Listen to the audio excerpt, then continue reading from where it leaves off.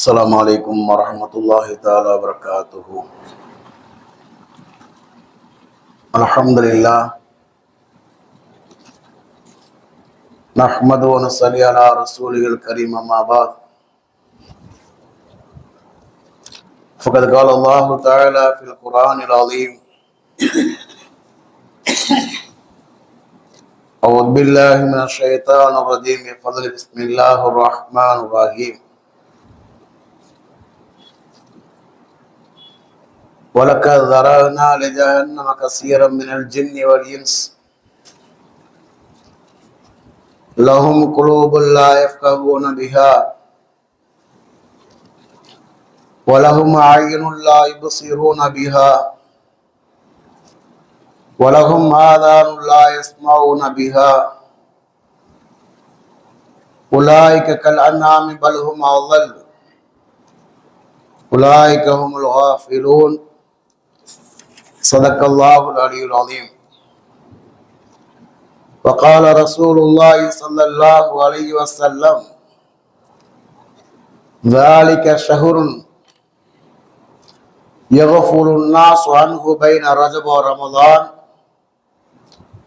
صدق رسوله الكريم. அருளன்பு பண்பில் அளவற்ற உந்தன் திருநாமம் போற்றி துவக்குகிறேன். அல்லாஹ்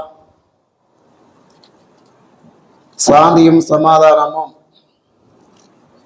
சர்தாரே தோஜஹான் ஸல்லல்லாஹு அலைஹி வஸல்லம் அவர்கள் மீதும், அன்னாரின் சான்றுகளை வலுவாதி பேணி பின்பற்றிய உத்தம சத்திய சஹாபாக்கள், தாபியன்கள், தபா தாபியன்கள்,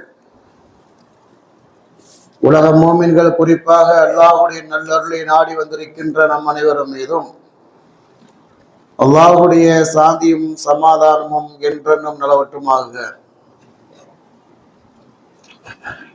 அன்புக்கும் கண்ணியத்திற்கும் உரிய அல்லாஹுவின் நல்லடியார்களே, அருமை சகோதரர்களே, புனிதமிகு ஷாபானுடைய மாதத்திலே நாம் இருக்கின்றோம். இந்த மாதம் எப்படிப்பட்ட மாதம், இந்த மாதத்தை நாம் எப்படி பயன்படுத்திக் கொள்ள வேண்டும் என்பது தொடர்பான சில செய்திகள் உங்களுக்கு இந்த வாரத்திலே நான் கூற இருக்கிறேன்.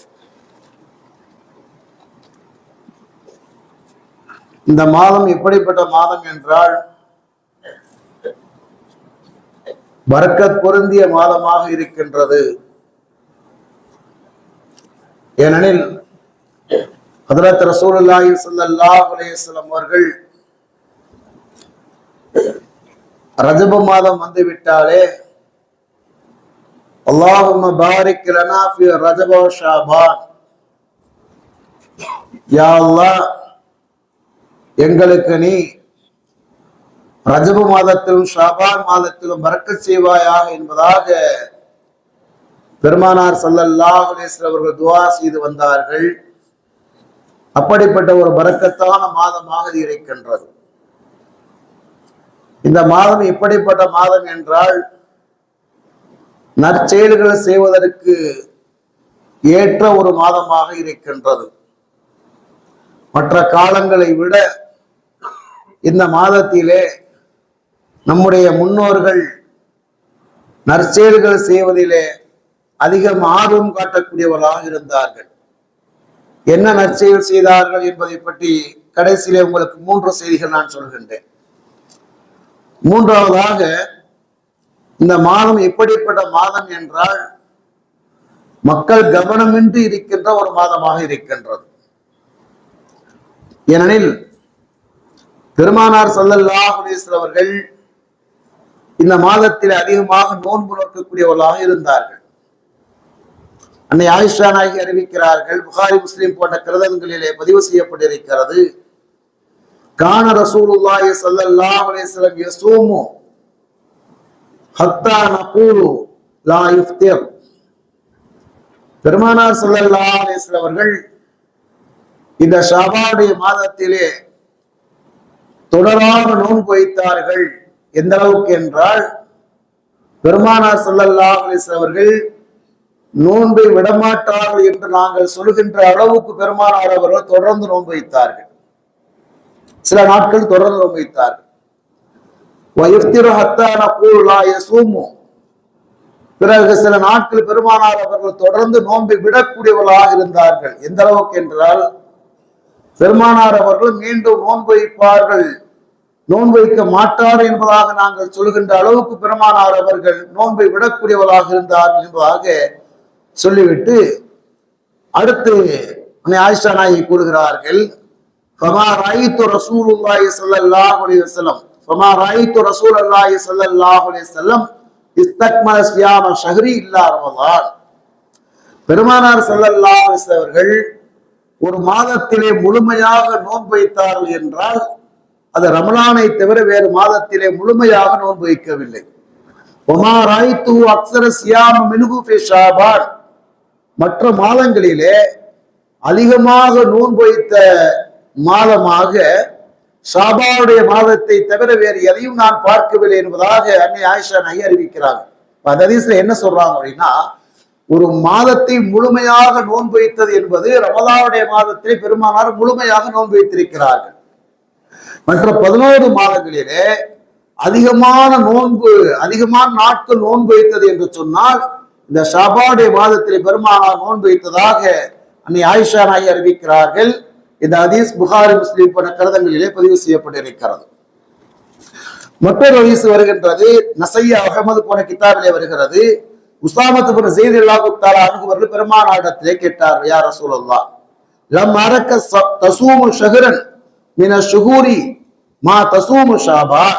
அல்லாஹ்வுடைய தூதரே, இந்த ஷாபாவுடைய மாதத்திலே நீங்கள் நோன்பு வைத்ததை போன்று மற்ற ஏனைய மாதங்களிலே அதிகமாக நான் நோன்பு வைத்து பார்க்கவில்லையே. மற்ற 11 மாசங்களிலே மற்ற மாதங்களிலே இந்த அளவுக்கு நீங்கள் நோன்பு வைத்து நான் பார்த்ததில்லை. அந்த அளவுக்கு நீங்க அதிகமா நீங்க நோன்பு வைப்பதை நான் பார்க்கிறேன்னு என்ன காரணம் கேட்கிறாங்க. ஏன்னா உஸாமத் இப்னு ஸைத் அவர்கள் பெருமானார் ஸல்லல்லாஹு அலைஹி வஸல்லம் வீட்டிலே இருந்தவர்கள், அவருடைய வளர்ப்பு மகன் தானே. ஸைத் இப்னு ஹாரிஸா என்ன செய்வாங்க, பெருமானாரிடத்தில் அடிமையாக வந்தவர்கள் அவங்க என்ன செய்வாங்க, அவங்களை உரிமை விட்டு வளர்ப்பு மகனாக ஆக்குவாங்க. அவருடைய மகன் தான் உஸாமத் இப்னு ஸைத். அப்ப என்ன சொல்றாங்க அப்படின்னா, அல்லாஹ்வுடைய தூதரே, இந்த ஷாபானுடைய மாதத்துல நோன்பு வைத்தது மாதிரி மற்ற மாதங்களிலே நோன்பு வைத்து நான் பார்க்கவில்லையே, என்ன காரணம் கேட்கிறாங்க. அப்பதான் பெருமானார் சொல்லுவாங்க, இது எப்படிப்பட்ட மாதம் என்றால் இந்த ரஜபுக்கும் ரமலானுக்கும் நடுவில் இருக்கின்ற இந்த ஷாபானுடைய மாதம் என்பது மக்கள் கவனமின்றி இருக்கின்ற ஒரு மாதமாக இருக்கின்றது. இந்த மாதத்திலேதான் அமல்கள் அல்லாஹ்விடத்திலே உயர்த்தப்படுகிறது. என்னுடைய அமல் அல்லாஹ்விடத்திலே உயர்த்தப்படுகிற நேரத்திலே நான் நோன்பாளியாக இருக்க விரும்புகிறேன் என்பதாக ஹஜ்ரத் ரசூலுல்லாஹி ஸல்லல்லாஹு அலைஹி வஸல்லம் சொன்னார்கள். இந்த ஹதீஸிலே பெருமானார் அவர்கள் 2 விஷயத்தை கூறுகிறார்கள். ஒன்று, மக்கள் கவனமின்றி இருக்கிறார்கள் என்பதாக பெருமானார் கூறுகிறார்கள். இதை பற்றி செய்தியைத்தான் உங்களுக்கு நான் இப்போது சொல்ல இருக்கிறேன். அமல்கள் உயர்த்தப்படுவதை பற்றி இன்ஷா அல்லாஹ் வரக்கூடிய சபாக்களின் பராத்து இரவு இருக்கு இல்லையா, அதிலே நாம் அதை விரிவாக நாம் இன்ஷா அல்லாஹ் பார்க்கலாம். அப்ப என்னன்னா, இந்த மாதத்தை பற்றி 3 வகையான சிறப்புகளை என்ன செய்யறாங்க, செய்திகளை அறிஞர் ஒரு மக்கள் எழுதுகிறார்கள். முதலாவது என்ன செய்தி சொல்றாங்க, ஆரம்பத்துக்கு வாங்க. ஆரம்பத்தை என்ன சொல்றாங்க அப்படின்னா, இந்த மாதம் என்பது ஒரு பரக்கத் பொருந்திய மாதமாக இருக்கிறது. ரஜபிலிருந்து ஷாபான் நிலையில் அந்த துவா ஓதும். சில பேர் ரஜபுல ஓதுவாங்க, ஷாபால ஓத மாட்டாங்க. பெருமானார் அவர்கள் ரஜபிலையும் ஷாபாலையும் இந்த மாதத்தை இந்த துவாவை ஓதினார்கள். அல்லாஹும்ம பாரிக் லனா ஃபீ ரஜப வ ஷாபான், யா அல்லாஹ் ரஜபிலும் ஷாபாலும் எங்களுக்கு பரக்கத் செய்வாயாக என்பதாக பெருமானார் துவா ஓதினார்கள். ஆக இந்த மாதம் ஒரு பரக்கத்தான மாதம். இந்த மாதம் இப்படிப்பட்ட மாதம் என்று சொன்னால் அதிகமாக அமல் செய்வதற்காக நாம் பயன்படுத்திக் கொள்ள வேண்டிய மாதம். நம்முடைய முன்னோர்கள் அந்த அளவுக்கு என்ன செய்ய அதிகமாக அமல் செய்தார்கள். ஒரு 3 செய்திகள் உங்களுக்கு இப்போது நான் சுருக்கமாக நான் சொல்றேன்.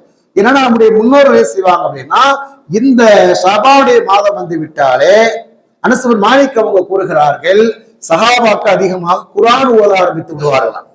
எந்த அளவுக்குன்னு சொன்னா, சில அறிஞர் மக்கள் என்ன செய்யறாங்க, அம்ர் இப்னு கைஸ் என்ற ஒரு அறிஞரை பற்றி எழுதுகிறாங்க, ஷாபானுடைய மாதம் வந்து விட்டாலே அவர் வியாபாரத்தை நிறுத்தி முழுக்க குர்ஆன் ஓத ஆரம்பித்து விடுவாராம்.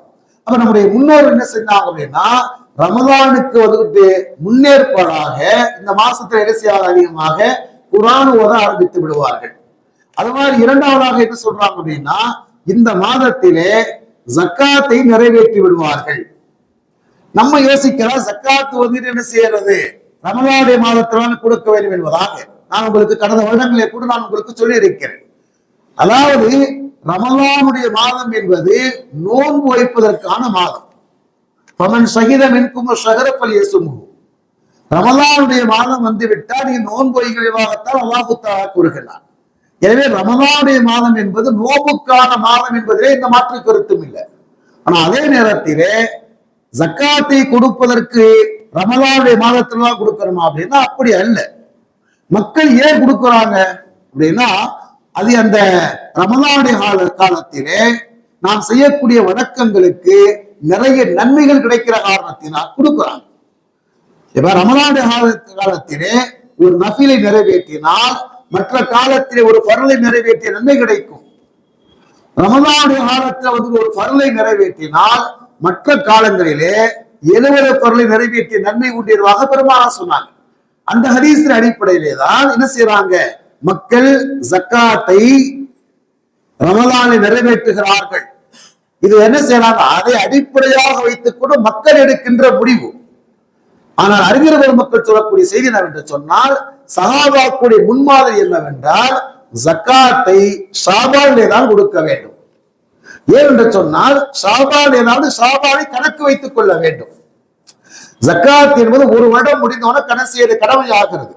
அதை நாம் என்ன செய்ய, நம்முடைய முன்னோர்கள் சஹாபாக்கள் தான் நமக்கு ரோல் மாடல். அனஸ் இப்னு மாலிக் அறிவிக்கிறாங்க, இந்த ஷாபானிய மாதத்திலே சஹாபாக்கள் ஜக்காத்தை நிறைவேற்றி விடுவார்கள்.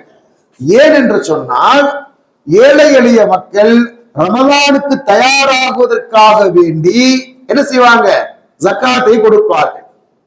பொது சட்டம் என்னவென்று சொன்னால், மக்களுக்கு எது நன்மையாக இருக்குமோ அந்த அடிப்படையில் தான் மார்க்க வணக்கங்களை கடமையாக்குறது.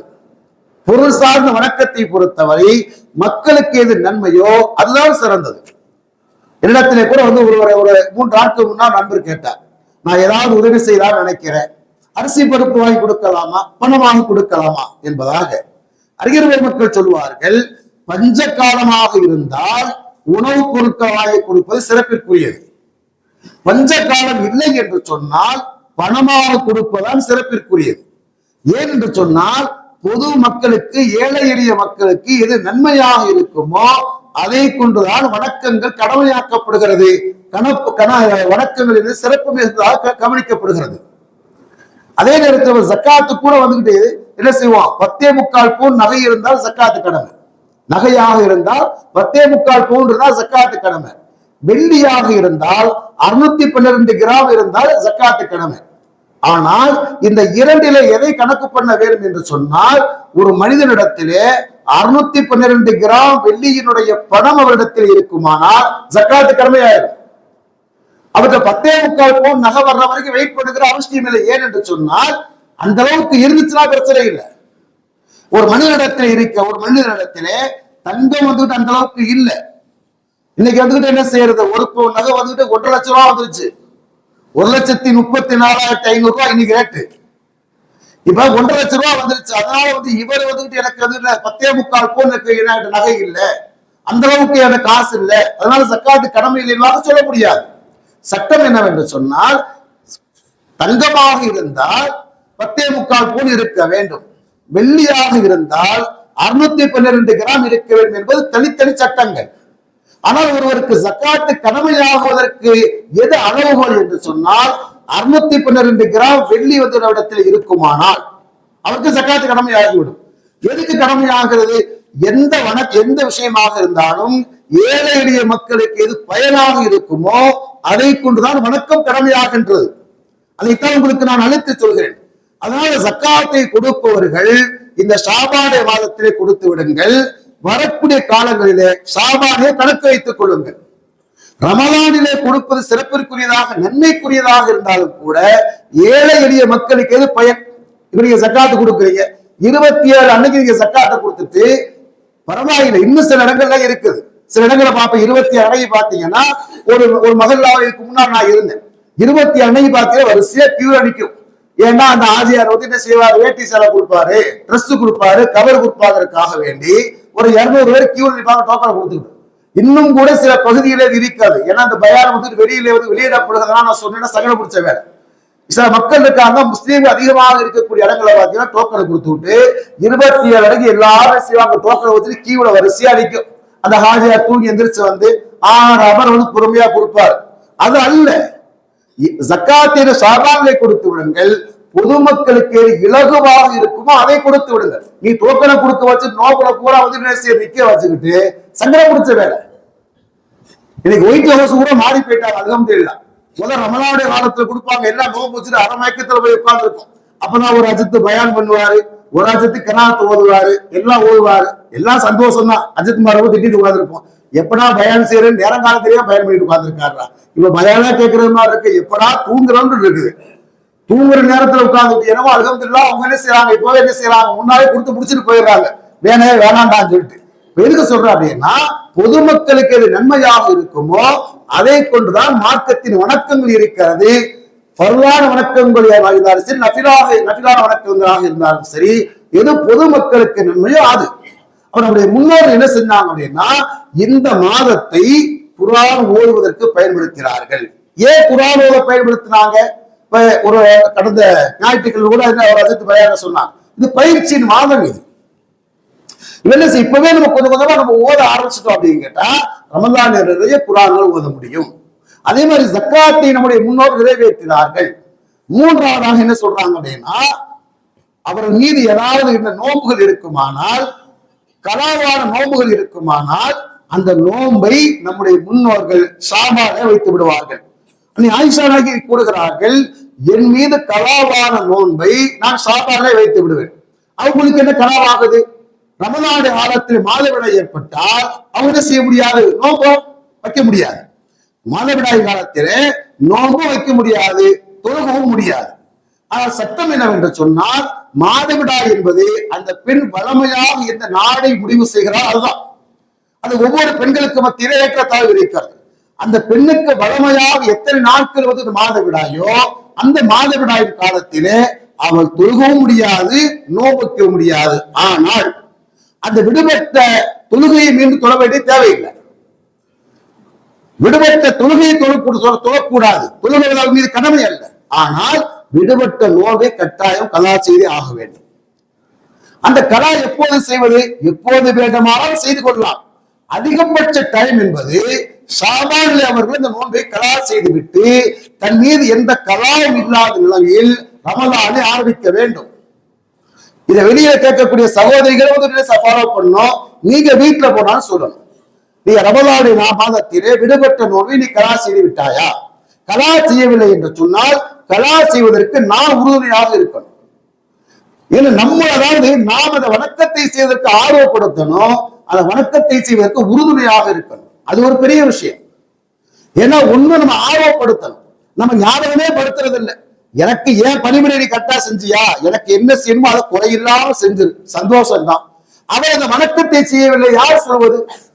அந்த இந்த வணக்கத்தை செய்கிற நேரத்திலே கொஞ்சம் என்ன செய்ய வேண்டும், அனுசரிக்கணும். அவங்க நோன்பு வச்சிருந்தாங்க அப்படின்னா அந்த நேரத்தை போய் எதுக்கிட்ட எனக்கு சுட சுட சாப்பாடு கொடுக்கணும், மதியம் வந்து சுட சுட தேரை கொடுத்துடணும். காலையில என்ன பாத்தீங்கன்னா எத்தனை ஆணாதிக்கங்கள் பாவம். சில பேர் இடத்துல சொல்வது என்பதெல்லாம் வேதனையாக இருக்கும். அவர் வருகிற நேரத்துல சூடா டிஃபன் இருக்கணும், சூடா சாப்பாடு இருக்கணும், எல்லாரும் சூடா இருக்கணும் அப்படின்னு. கொஞ்சம் ஆடி போயிட்டு அவர் சாப்பிட மாட்டார். அதாவது மற்ற நேரங்களிலே வந்துட்டு அவருடைய பொதுவாகவே ஒரு விஷயத்தை விலகிக் கொள்ளுங்கள், அடுத்தவருடைய உணர்வை மதிக்கிற நேரத்திலே தான் நாம் உயர்ந்து நிற்கின்றோம். இது வாழ்க்கையின் அடிப்படை தத்துவம். ஆதிக்கம் என்பதெல்லாம் இந்த உலகத்திலே செல்லுபடியாகாது. அது ஒரு காலத்துல வந்துட்டு ஆகும். எப்படி ஆகும் என்று சொன்னா, ஒண்ணு அவங்க மனசுக்குள்ள திட்டுவாங்க, இல்லைன்னா எழுத்து பேச ஆரம்பிச்சாங்க, நம்முடைய மரியாதை போயிடும். எதுக்கு சொல்ல வர்றேன் அப்படின்னா, அதை போய் நம்ம விரிவா பேசலாம். வரக்கூடிய ஞாயிற்றுக்கிழமை தான் உங்களுக்கு பேசலான் இருக்கேன். இடைக்கும் இல்லறங்கிற வார்த்தையில அந்த தலைப்புல கொடுத்து பேசலான் இருக்கேன். ஏன்னா இல்லற வாழ்க்கை என்பதெல்லாம் இன்னைக்கு கசந்து போனதுக்கு என்ன காரணம் உங்களுக்கு பேச இருக்குன்னு சொல்ல என்ன சொல்றேன். என்ன சொல்றேன் அப்படின்னா, இந்த ஷாபானுடைய மாதத்தை நம்முடைய முன்னோர்கள் எப்படி பயன்படுத்தினார்கள்? ஒன்று குர்ஆன் ஓதுவதை கழித்தார்கள். இரண்டாவதாக அவர் மீது ஜக்காத்து கடமையாக இருந்தால் ஜக்காத்தை ஏழை எளிய மக்களுக்கு கொடுத்து அவர்கள் ரமலானுக்கு தயாராகுவதற்கு உறுதுணையாக இருந்தார்கள். அதாவது நீங்க ஏழைகளுக்கு கொடுத்துட்டு அவங்களுடைய துவா பெரிய சக்தியானது. அதாவது நீங்க வந்துட்டு ரமலான்ல கொடுத்து நன்மையை சம்பாதிக்கிறதை விட அந்த ஏழைகளுக்கு கொடுத்துட்டு அவங்க என்ன செய்வாங்க, ரமலானுக்கு தேவையான ட்ரெஸ்ஸுகளை வாங்கிக்கிட்டு அதுக்கு தேவையான வந்து சகருக்கு அந்த இஃப்தாருக்கு எல்லாம் வாங்கி கொண்டு அவங்க செய்யக்கூடிய துவா இருக்கு. அதை விட எனக்கு துவா இருக்குது, அதை விட ஒரு பெரிய துவாவே இல்லை. நம்ம சாப்பாடை கொண்டு அவன் பேரிச்சம்பளத்தை கொண்டு அவன் நோன்பு திறந்தான் அப்படின்னா பெருமானார் சொல்லுவாங்க, அந்த நோன்பாளி நோன்பு திறப்பதற்கு நீ உதவி செய்தால் அந்த நோன்பாளிக்கு அந்த நோன்பின் மூலமாக என்ன நன்மை உண்டோ நோன்பை திறக்க வைத்தவருக்கு அந்த நன்மை உண்டு. அது என்ன, அதை விட பாக்கி என்ன இருக்கு? அதே மாதிரி சகருக்கு நான் உணவை கொடுத்து நம்முடைய உணவை கொண்டு அவர் என்ன செய்கின்றார், அந்த நோன்பு வைக்கிறார் என்று சொன்னால் அந்த நன்மை உனக்கு உண்டு இல்லையா? சரி, அதே மாதிரி என்ன செய்யறாங்க அப்படின்னா என்ன செய்வா, நம்ம மீது பரவான நோன்பு இருக்குமானால் அந்த நோன்பை என்ன செய்ய நம்முடைய முன்னோர்கள் என்ன செய்யறாங்க, அதை நிறைவேற்றினார்கள். சரி, அதுதான் என்ன சொல்றோம் அப்படின்னா இந்த மாதம் எப்படிப்பட்ட மாதம் என்று சொன்னால் பரக்கத் பொருந்திய மாதம், அல்லாஹ்விடத்தில் பரக்கத்தை வேண்ட வேண்டிய ஒரு மாதம். இரண்டாவதாக நம்முடைய முன்னோர்கள் வணக்க வழிபாடுகளிலே தனக்கு என்ன செய்யறாங்க, தன்னை ஈடுபடுத்திய ஒரு மாதம். மூன்றாவதாக என்ன சொல்றாங்க அப்படின்னா மக்கள் கவனமின்றி இருக்கின்ற மாதம் என்றால் பெருமானார் சொல்றாங்க. என்ன அப்படி கவனமின்றி இருக்காங்க? அறிஞர் பெருமக்கள் எழுதுகிறார்கள், பெருமானார் சொல்றாங்க ரமலானுக்கும் ரஜபுக்கும் மத்தியில இருக்கின்ற மாதம், எனவே இதை மக்கள் கவனமின்றி இருக்கிறார். அப்படின்னா என்ன அர்த்தம் அப்படின்னா இந்த ரஜபுடைய மாதம் என்பது கண்ணியம் பொருந்திய 4 மாதங்களில் ஒரு மாதமாக இருக்கின்றது. உலகம் படைக்கப்பட்ட காலம் முதல் 4 மாதங்கள் கண்ணியத்திற்குரிய மாதமாக மக்கள் கருதி வந்தார்கள். அதனால அந்த மாதத்தில் என்ன செய்வாங்க அப்படின்னா போர் செய்ய மாட்டார்கள், வணக்க வழிபாடுகளில் ஈடுபட்டு இருந்தார்கள். துல்காதா, துல்ஹஜ், முஹர்ரம் இந்த 3 மாதங்கள். பிறகு என்ன செய்ய வருது, ரஜபுடைய மாதம். இந்த 3 மாதத்தை மக்கள் ஹஜ் செய்தார்கள். ரஜபுடைய மாதத்தை உம்ரா செய்தார்கள். இந்த ஹஜ் உம்ரா என்பது இப்போது கடமையாக்கப்பட்டதல்ல, ஆலம் இஸ்லாம் காலத்திலிருந்து எல்லா மக்களும் செய்தார்கள். அவ என்ன செய்யறாங்க அப்படின்னா இந்த ரஜபுடைய மாதத்தை மக்கள் உம்ராவிலே பயன்படுத்தினார்கள். ரமலானுடைய மாதம் வந்து விட்டால் மக்கள் இபாதத்திலே ஆட்டோமேட்டிக்கா எல்லாம் பயன்படுத்த ஆரம்பிச்சுவாங்க. அப்ப என்ன செய்வாங்க, தொழாதவங்க தொழுகைக்கு வந்துருவாங்க. பள்ளிவாசல எல்லா பள்ளிவாசலும் ஜேன்னு இருக்கும், வரவேற்பிற்குரியதுதான். ஆனா அதோடு என்ன செய்யறது, இந்த பறவைகளுடைய வேடம் நாங்கள் மாதிரி என்ன செய்ய ரமலான் முடிச்ச உடனே பெருநாள் முடிச்ச உடனே அதோடு போயிடுவாங்க, சீதையெல்லாம் போயிடுவாங்க. அப்ப என்ன செய்யறாங்கன்னா ரமலானை பயன்படுத்துகிறார்கள், ரஜபை பயன்படுத்துகிறார்கள். இந்த ஷாபானை மக்கள் கவனமின்றி இருப்பதாக பெருமானார் கூறுகிறார். உங்களுக்கு விளங்குற மாதிரி சொல்றா இருந்தா உலகத்துல தன்னிறைவாக இருக்கின்ற பணக்காரங்களும் வாழ்ந்துடலாம், 4 பேர்த்துல கையேந்தி வாழக்கூடிய ஏழையும் வாழ்ந்துடலாம். இந்த மிடில் கிளாஸ் ஃபேமிலி இருக்கு பாத்தீங்கன்னா எப்படி நம்ம தேவைக்கு அடுத்தவண்டே கையேற முடியாது, நம்மளால அந்த தேவை நிறைவேற்றிக் கொள்ளவும் முடியாது. இப்படி எப்படி இந்த மிடில் கிளாஸ் ஃபேமிலி வந்து வாழ்க்கையில ஒரு கஷ்டத்தோடு ஓட்டிக்கொண்டு இருக்கின்றோமோ இதே மாதிரி இந்த ஷாபானுடைய மாதம் என்பது.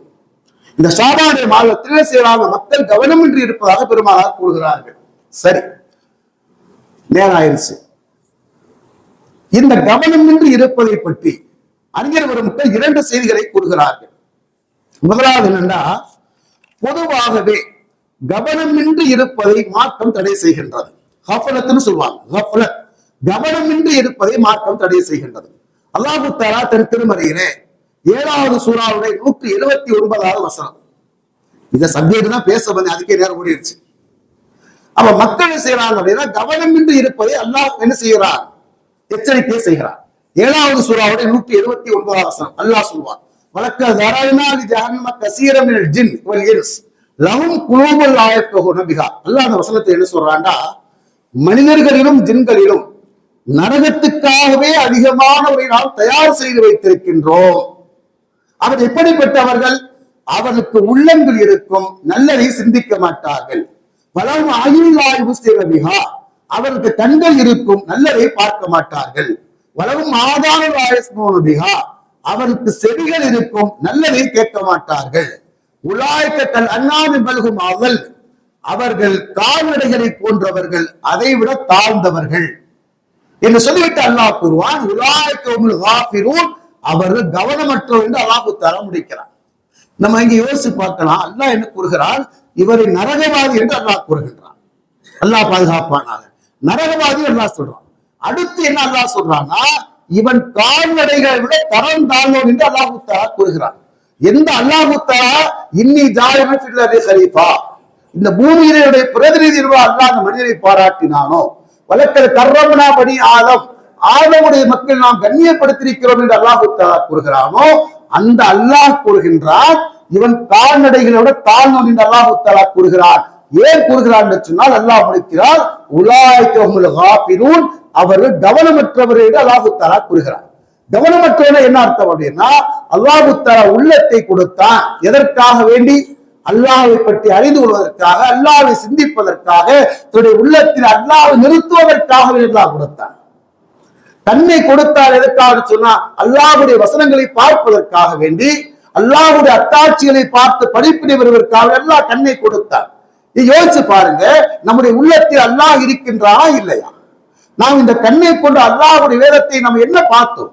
குர்ஆனை ஹதீஸை நாம் என்ன பார்த்தோம்? நபிமார்கள் நல்லடியாரை வரலாறு நாம் படித்திருக்கின்றோமா? நல்ல விஷயத்தை யார் கேட்டாரோ அவர்கள் வாக்கியசாலிகள். நல்லதை நாம் கேட்பதை விட பாவத்தை தான கேட்டுக் கொண்டிருக்கின்றோம். எனவேதான் அல்லாஹு தஆலா கூறுகிறான், நான் கொடுத்த உறுப்பை நீ நல்வழியிலே பயன்படுத்தவில்லை என்று சொன்னால் நீ கவனமின்றி இருக்கின்றாய், நீ நரகவாதி என்று அல்லாஹு தஆலா கூறுகிறார்.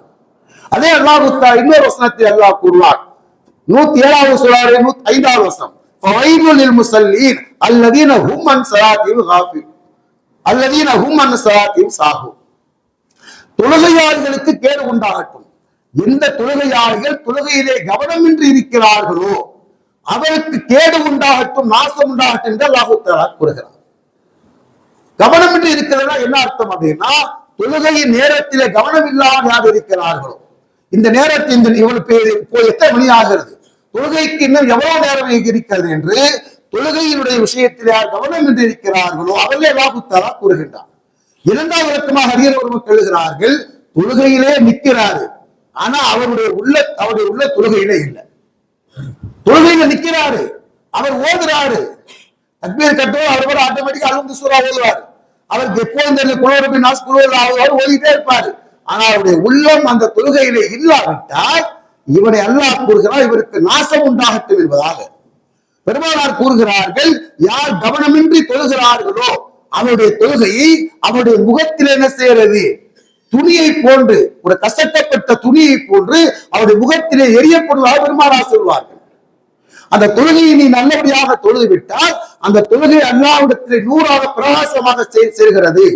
அந்த தொழுகை என்ன சொல்கிறது அப்படின்னா, யா அல்லாஹ் என்னை இவன் பாதுகாத்ததை போல் நீ பாதுகாப்பாயாக என்று துஆ செய்கிறது. அதிலே கவனமின்றி ஒருவன் தொழுகை நேரத்திலே அந்த தொழுகை அவனுக்காக பத்துவா செய்து, யா அல்லாஹ் என்னை வீணாக்கியதை போல் நீ வீணாக்குவாயாக என்று அந்த தொழுகை பத்துவா செய்வதாக பெருமானார் ஸல்லல்லாஹு அலைஹி வஸல்லம் கூறுகிறார்கள். அப்படின்னா என்ன செய்ய, தொழுகையில யார் கவனமின்றி இருக்கிறார்களோ இவர் என்ன செய்யறது, இவருடைய தொழுகை அவருக்கு கேடாக இருக்கிறது. அதே மாதிரி நாம் அல்லாஹ்விடத்திலே துஆ செய்கிற நேரத்தை கூட உள்ளம் ஒன்றி கேட்க வேண்டும் என்பதைத்தான் மார்க்கம் கூறுகின்றது. பெருமானார் ஸல்லல்லாஹு அலைஹி வஸல்லம் கூறியதாக அந்த அபூ ஹுரைரா அறிவிக்கிறாங்க, திருமதியிலே வருகிறது, யஅலமு, நீங்கள் அறிந்து கொள்ளுங்கள், அன்னல்லாஹ லா யஸ்தஜீபு துஆ மின் கல்பின் காஃபிலில் லாஹின். கவனமின்றி யார் அல்லாஹ்விடத்தில் துஆ செய்கின்றானோ அவருடைய துஆவை அல்லாஹ் ஏற்றுக்கொள்வது இல்லை என்பதாக பெருமானார் கூறுகிறார்கள். கவனமின்றி துஆ செய்தா என்ன, இவர் பாட்டு கையை தூக்கிட்டு இருப்பார், கையை தூக்கிட்டு போற வரவர்கள் வைக்கிறதுலே இருப்பார். இவர் துஆ ஓதுனாலும் அப்படித்தான் ஓதுவாரு, துஆவுக்கு ஆமீன் சொன்னாலும் அப்படித்தான் இருப்பார். யார் இப்படி துஆ செய்கிறானோ இவருடைய துஆவை எல்லாம் ஏற்றுக்கொள்வது இல்லை என்பதாக பெருமானார் கூறுகிறார்கள். வரலாற்றில் ஒரு செய்தி வரும், மூசா அலைஹிஸ்ஸலாம் தவாப் செய்து கொண்டு இருக்கிறார்கள். மூசா அலைஹிஸ்ஸலாம் தவாப் செய்யறாங்க. தவாப் செய்கிற நேரத்திலே ஒரு மனிதர் காபாவுடைய திரையை பிடிச்சிட்டு அழுகிறார், அல்லது கண்ணீர் வெடித்து அல்லாஹ் துஆ செய்வார். அந்த காலத்துல வந்து இப்ப கூட்டமா இருந்துச்சு, அப்பெல்லாம் கூட்டமா இல்லை. காபாவுடைய செய்யற திரையை பிடிச்சிட்டு அழுகிறார், அல்லது துஆ செய்கிறார். மூசா அலைஹிஸ்ஸலாம் வந்து அல்லாஹ் சொன்னாங்க, யா அல்லாஹ் துஆவை ஏற்றுக்கொள்கின்ற அதிகாரத்தை இடத்தை நீ கொடுத்திருப்பாயானால் முதல் இவருடைய துஆவை தான் நான் ஏற்றுக்கொண்டிருப்பேன். எப்படி அழுகிறார், எனக்கு பார்க்க பாவமா இருக்கிற அல்லாஹ்னு அவர் சொல்றாரு. அல்லாஹ் சொன்னா ஆனா அரஹமுர் ராஹிமீன் மின்க, மூசாவே உன்னை விட நான் இறக்க முடியவன், உன்னை விட நான் இறக்க முடியும். அல்லாஹ் எவ்வளவு, ஒரு தாயின் அன்பை விட 100 மடங்கு அன்பானவன் இல்லையா? அல்லாஹ் சொன்னா உன்னை விட நான் இறக்க முடியும் தான், ஆனா இவருடைய துஆவை நான் ஏற்றுக்கொள்ளேன்னு அல்லாஹ் சொன்னான். மூசா அலைஹிஸ்ஸலாம் கேட்டாங்க, யா அல்லாஹ் நீ என்னை விட இரக்கமுடைய என்பதிலே மாற்று கருத்தில்லை. ஆனா இவன் துவாவை நான் ஏற்றுக்கிற மாட்டேன்னு சொல்கிறாயே, என்ன காரணம்? இவன் துவாவை நான் ஏற்றுக்கொள்ள மாட்டேன்னு சொல்ல என்ன காரணம்? அல்லாஹ் சொன்னா, நீ அவருடைய வெளிக்கோலத்தை தான் பார்க்கிற, அவருடைய அந்தரங்கத்தை நான் பார்க்கிறேன். அவனுடைய உள்ளம் என்ன இருக்கு, எங்க இருக்கு தெரியுமா? அவன் ஆடு மேய்க்கிறவன், என்னோட ஆட்டுக்கு சொந்தக்காரன்.